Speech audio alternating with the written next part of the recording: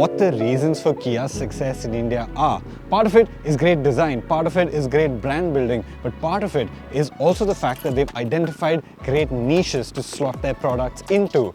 When the whole world was screaming SUV, SUV, SUV, Kia said yes to SUVs, but also yes to MPVs. They brought in the Carnival and they followed that up with the Carens. And the Carens was a huge success for Kia in India. And now history repeats itself.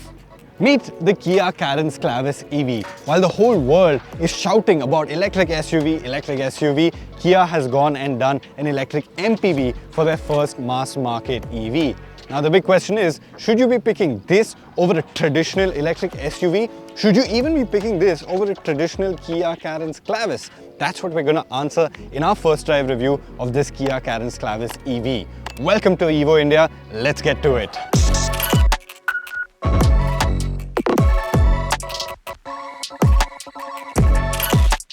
Let's start by talking about styling because there are a few key EV specific changes. Changes like solid grille, the charging port in the nose with an LED indicator, active flaps down below, and a new skid plate. You get a more aerodynamic design for the 17-inch wheels. Of course, being an EV, Kia has managed to package a frunk in here. This one is 25 liters and it's currently housing all of the charging cables and stuff like that. And you get a new Kia Carens Clavis EV badge and a new skid plate at the bottom at the rear. Now boot space.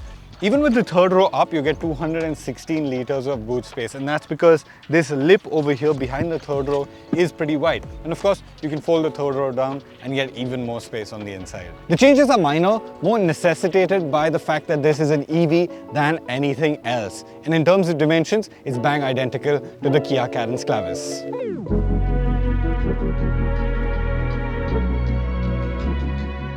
It's a similar story on the inside. So much is shared with the Kia Carens Clavis. You get the same screen setup, you get the same steering wheel, you get the same multifunction panel below that. What's new on the inside is this floating center console. You get this tray up here with two cup holders in it, and you get a couple of buttons, including the ventilated seat buttons on here.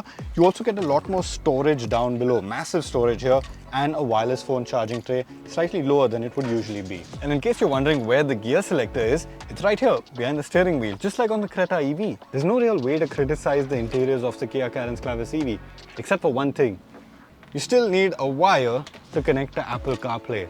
It's 2025. Come on, Kia, what are you doing? Now let's talk about the second row. You only get a bench in the Kia Carens Clavis EV, no captain seats, so no 6-seater variant. Despite the batteries being in the floor, under thigh support is pretty good. You get a tray table, you get the Bose function, and you get an air purifier. And an EV specific change is the addition of a 3-point socket in the second row. The third row seats too, it's a little cramped with the center row all the way back, but you can push it forward at the expense of space in the second row to make more space in the back.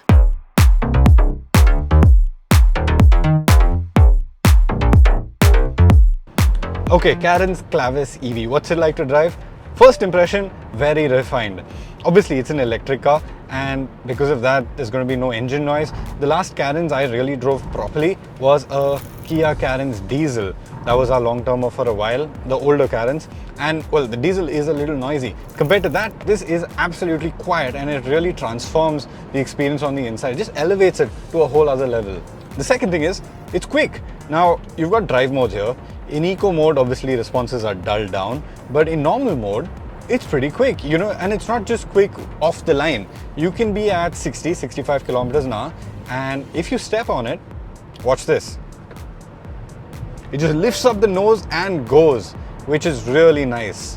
Of course, there's a sport mode as well. You can bump it up into sport, and then it gets even more aggressive. We tested it on the VBOX, 0 to 100 comes up in 8.4 seconds, which is pretty quick, and mind you, that's with two people in the car. This is a Kia Carens, this is a family MPV, and it's doing 8 seconds 0 to 100, that's ridiculous. Of course, when the motor is completely silent, you do hear a lot more of the other stuff. So you do hear a little bit of road noise, a little bit of wind noise. Kia said that they've actually worked hard to reduce the NVH on this. So they worked on the motor and the drive shaft to reduce sounds. They've also added some sound insulation in the door, and they've also worked on the tires to make them as less road noisy as possible. But you know how it is with these EVs, especially at highway speeds, you do hear a little bit.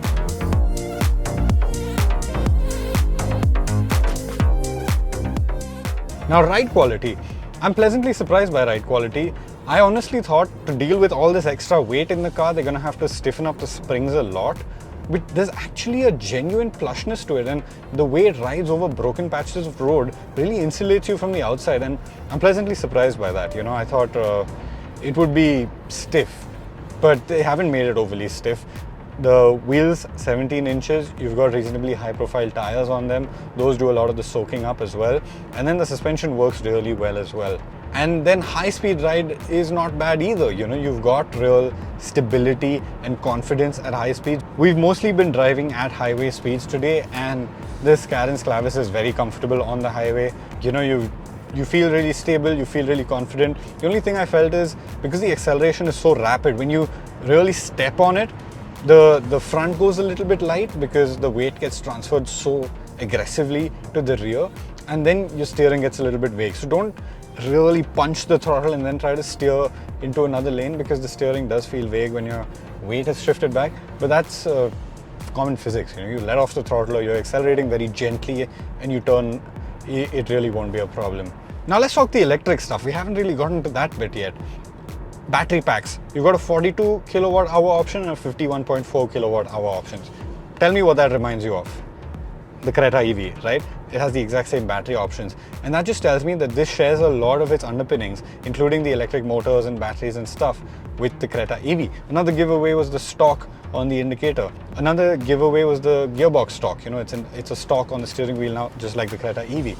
So the underpinnings are very much shared. And that's a good thing, because the Creta EV has proved to be a very reliable electric car, you know, no real issues with it per se. And that should continue here. Range on this car, I think it should give you an easy 350 kilometers in real world conditions, you know. We started out today with almost 98% battery, and the range readout was some 390. Now I know that also depends on who was driving the car before this and how they were driving the car before this. That's how the range inference happens. But even today, we've been driving slowly, we've been driving fast, we've been driving on the highway.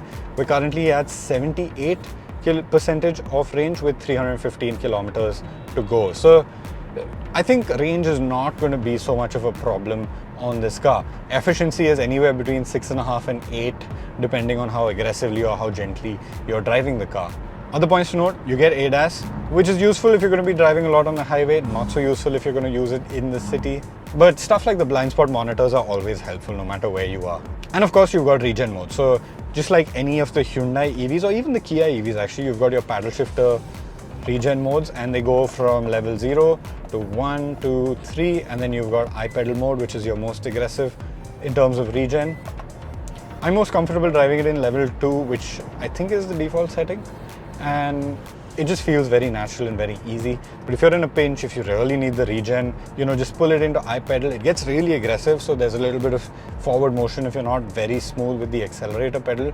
It expects you to modulate as you're coming off the throttle. So if you just let off, like if you're driving in a regular car, it just jerks forward suddenly. So that's a learning curve that you'll have to make, but anybody buying an EV will have a little bit of that learning curve to learn how to drive it efficiently and to drive it seamlessly. But apart from that, I can't fault the driving experience. It's really, really nice. Quick, refined, and it rides really well. What more do you want from an MPV? Now, I think the only true test left of this Kia Carens Clavis MPV is going to be to load it up with 7 people and some luggage and then take it for a drive. That will be the real test, because that will change how the suspension works, it'll change how the brakes feel. Brakes feel pretty good, by the way.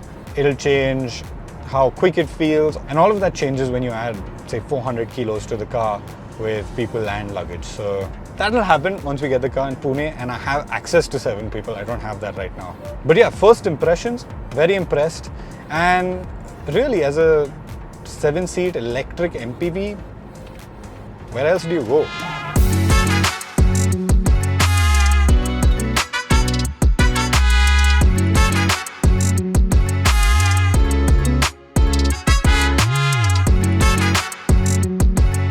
Before we get to the verdict, let me quickly throw in the charging times. This can charge at 100 kilowatts at a fast charger. So 100 kilowatts, 10 to 80% takes 39 minutes, which is pretty quick. And then if you plug it into a regular 11 kilowatt charger, it takes 4 hours, 45 minutes for a full charge.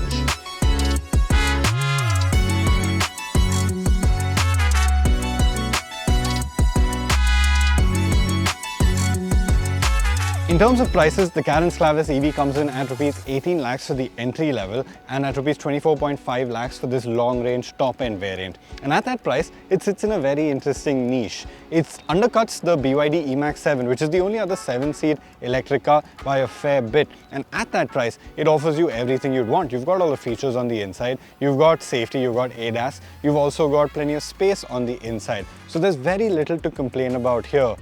You may feel that the initial price is expensive. 24 lakhs for a Carens, that does seem like a lot for a car that was considered value for money a couple of years ago. But you need to remember, your running costs are going to be next to zero if you're charging at home. Plus, in many states, you're going to save a lot on registration as well. So there are definite advantages to the Carens Clavis EV.